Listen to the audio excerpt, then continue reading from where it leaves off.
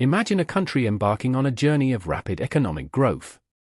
Its GDP is soaring, new businesses are flourishing, people are, on average, getting richer, and its crime rate? It's not falling. It's actually soaring right alongside the wealth. Hold on, back up.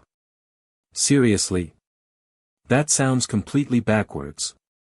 Isn't the whole point of economic development to lift people out of poverty, create opportunities, and, make society safer? Precisely what you'd expect, Einstein. But a remarkable new study out of Indonesia by Sugihati and colleagues has unearthed a fascinating conundrum. They looked at 34 provinces over a decade, from 2010 to 2019, and the data tells a different story. So, what's the big reveal? Are people just getting lazier as they get richer? Or suddenly realizing crime pays better than their new tech startup? It's far more nuanced. They found that higher regional income, what they call gross regional domestic product or GRDP, is indeed associated with higher crime rates. Think about it, more wealth means more targets, perhaps, or a widening chasm between those who have and those who desperately want to. The incentives shift, don't you see?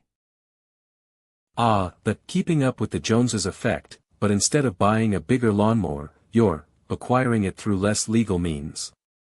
Got it. So, inequality is the real villain here, not just being poor. You're getting warm.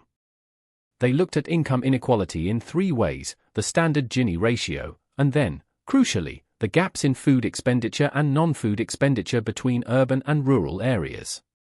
And here's where it gets truly fascinating. But wait, it gets better. Oh, here we go. My mind-blown detector is already twitching. What did they find? That not being able to afford artisanal kale drives people to grand larceny? Almost. The study found that all 3 measures of inequality contribute to higher crime. Wider gaps, more crime. But the largest impact on crime rates came from the gap in non-food expenditure. Not the basic sustenance, mind you, but things like housing, clothing, gadgets, entertainment, the markers of a modern, comfortable life. No way. So, it's not about literally starving, it's about seeing your neighbor flaunt their new scooter while you're still walking everywhere. That's what pushes people over the edge. That's deeply human and terrifying. Precisely. It's the relative deprivation, the feeling of being left behind when everyone else appears to be moving forward. Imagine looking at those vivid maps in their paper, seeing provinces with high non-food expenditure gaps literally glowing red with crime rates. It's not just I need to eat, it's I need to belong, to keep pace, and if I can't do it legitimately. Okay, so the Gini coefficient is like a blurry photo, but these non-food and food gaps are like zooming in on the actual pain points. What about outright poverty? Does that still matter, or is it all about envy now? Poverty absolutely matters. They didn't just count the number of poor people.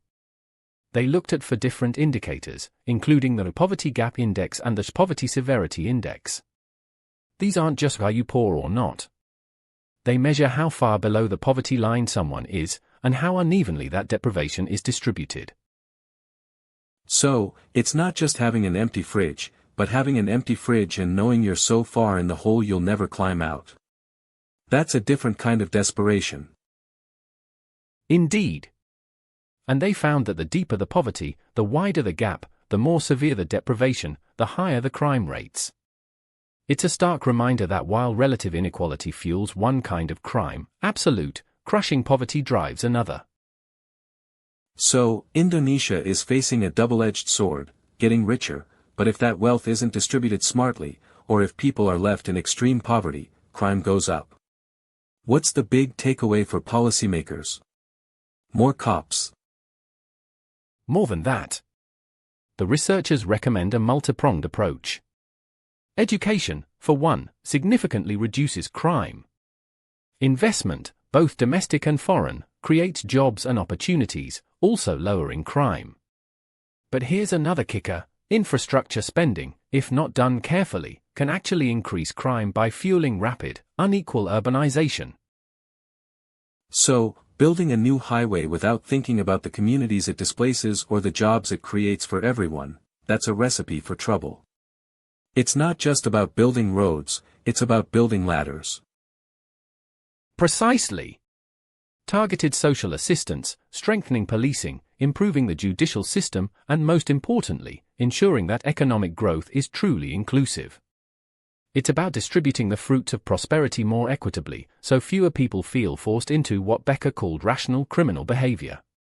A rising tide must lift all boats, not just the yachts, or you end up with a veritable powder keg. That's a powerful image.